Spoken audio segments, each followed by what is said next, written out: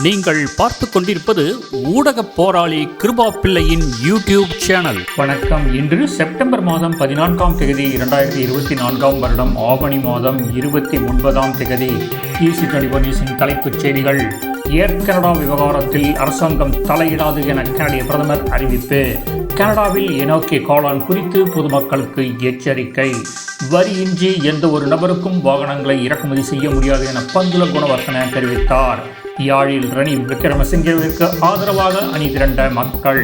அமெரிக்க தேர்தலில் இரு வேட்பாளர்களையும் கடுமையாக சாடினார் போப்பாண்டவர். அந்தமான் நிக்கோபார் தீவுகளின் பெயர் மாற்றம் செய்யப்பட்டது. வெளியானது விஜயின் கடைசி படத்தின் அப்டேட். இனி EC24 நியூஸின் விரிவான செய்திகள். ஏர் கனடா விவகாரத்தில் அரசாங்கம் தலையிடாது என்று கனடிய பிரதமர் ஜஸ்டின் ட்ரூடோ கூறியுள்ளார். வேலை நிறுத்தம் அல்லது கதவடைப்பை தவிர்ப்பதற்கான ஒப்பந்தத்தை எட்ட வேண்டிய பொறுப்பு ஏர் கனடா மற்றும் விமானிகள் சங்கத்தின் மீது உள்ளதாக, மத்திய அரசாங்கத்தின் மீது அல்ல என்றும் அவர் கூறினார். ஏர்லைன் பைலட்ஸ் அசோசியேஷன் தொழிலாளர்கள் பிரச்சினையில் உள்ள ஏர் கனடா விமானிகளை பிரதிநிதிப்படுத்தும் தொழிற்சங்கம் வெள்ளிக்கிழமை ஏர் கனடாவுடன் ஒரு ஒப்பந்தத்தை உருவாக்க முயற்சிப்பதாக கூறுகிறது.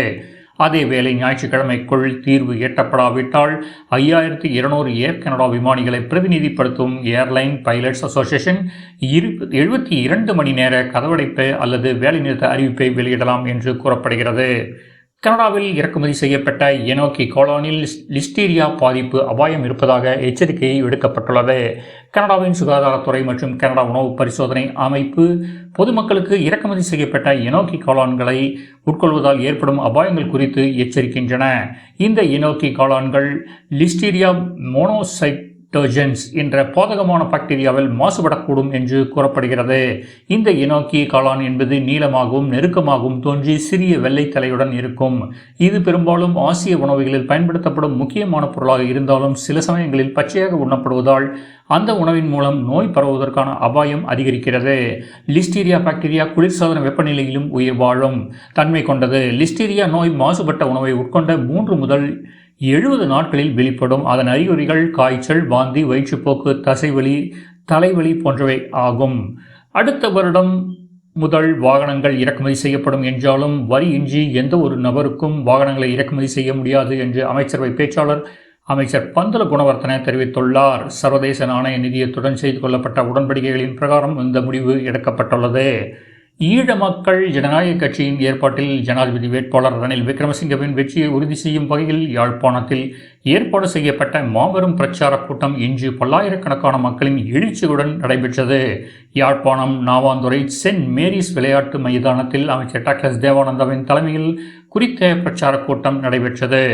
முன்னாள் ஜனாதிபதி டொனால்டு டிரம்பின் புலம்பெயர்ந்தோருக்கு எதிரான கொள்கைகள் மற்றும் துணை ஜனாதிபதி கமலா ஹாரிஸின் கருக்கலைப்புக்கு ஆதரவான கொள்கை என்பவற்றுக்காக போப் பிரான்சிஸ் வெள்ளிக்கிழமை அமெரிக்க ஜனாதிபதி வேட்பாளர்கள் இருவரையும் கடுமையாக சாடினார்.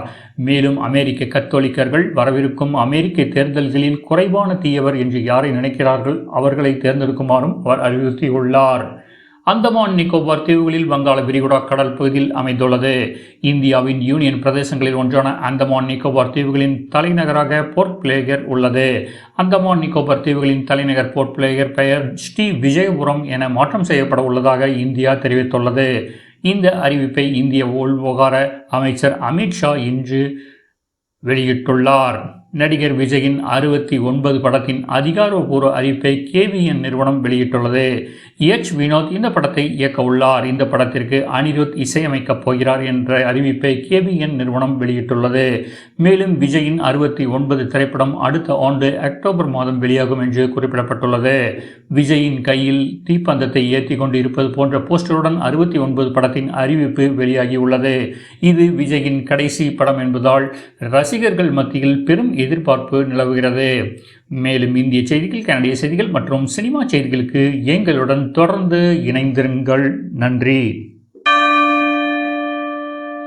செவன் நோட்ஸ் இசையில் தென்னிந்திய பின்னணி பாடகர் ராகுல் நம்பியார் அவர்களது அசத்தலான பாடல்களுடன் தமிழிசை கலாமன்றம் 1120 டாப்ஸ் கோட் ரோட் ஸ்காப்ரோவில் EC9 தொடர்புகளுக்கு 4164145562.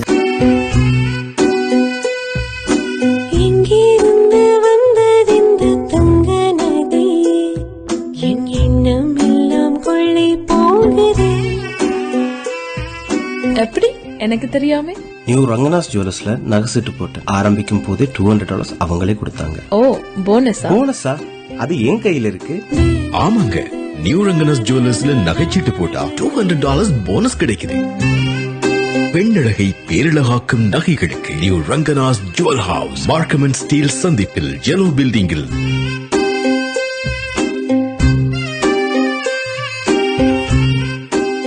செய்திகளை உடனுக்குடன் தெரிந்து கொள்ள எமது இணையதளமான EC24news.com இணையதளத்தை பார்வையிடுங்கள்.